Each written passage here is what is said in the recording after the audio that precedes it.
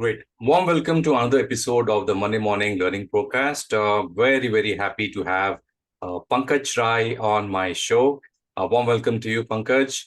I'll start off with an introduction, but any welcome words before we start off, Pankaj?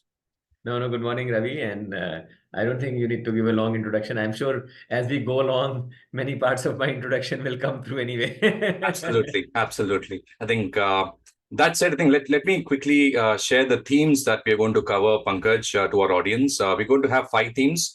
We're going to start off with networking essentials, not the computer networking, but networking in terms of understanding and getting to know more people. Theme 2 will be on pursuing a passion outside the corporate, and we'll take Pankaj's views on that. Theme 3 talks about staying relevant and how to identify mentors. Theme 4, as always, layoffs and how to prepare oneself for a layoff. And theme 5, influencers, as to who being the largest influencers in Pankaj's life. So not taking much time, Pankaj, let me shoot the first question. First question is around each of us have different personalities, and while some of us are naturally outgoing and some of us are introverts. With this context, how can one ensure to be connected and networked, and what aspects of behavior should one work on, keeping their natural traits undisturbed largely, Pankaj? Right. Thanks, Ravi. In fact, this is a theme which has been coming up time and again. Networking. That we are all asked to network. In fact, one of the themes that also comes through that women don't spend enough time networking, and I talk to many of them.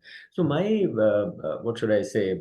Uh, Thinking about any of these things is these days driven a lot by Simon Sinek. He's the guy who says start with the why. And I really think that whatever we do, wherever we are, if we start with that, I think it's always good. And for those who don't know Simon Sinek, I would strongly recommend they should search his name, look at the Golden Circle video, which has 3 layers: why in the middle, in the center, then how, and then the what. And basically, he argues that many of us are operating at the peripheral level of the what, but really what drives everything and anything is the why. And if we start there, it's always good. So with that said, I think networking is a tool, and it's an enabler to get something done. And all of us need to figure out what is it that it does for us and why should we use it. It's almost like saying play cricket, but why? For entertainment, maybe I like golf. It could be any such thing, right? So I think we have to all figure out what is the relevance of that activity in our life.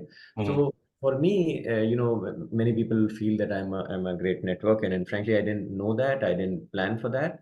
But when I reflect and think about why I am given that moniker, is that I have been generally curious to know a lot of different things, get to know a lot of different people, and all of that. And I think just that curiosity has led me to, find some opportunities to meet people.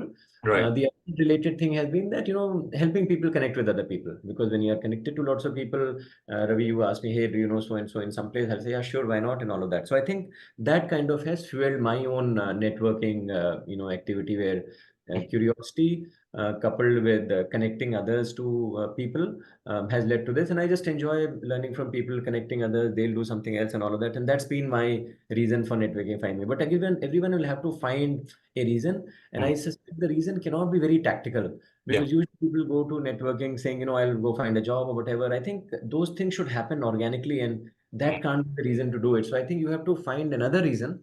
Right. Finding a job or something tactical can happen organically, but that can't be the reason.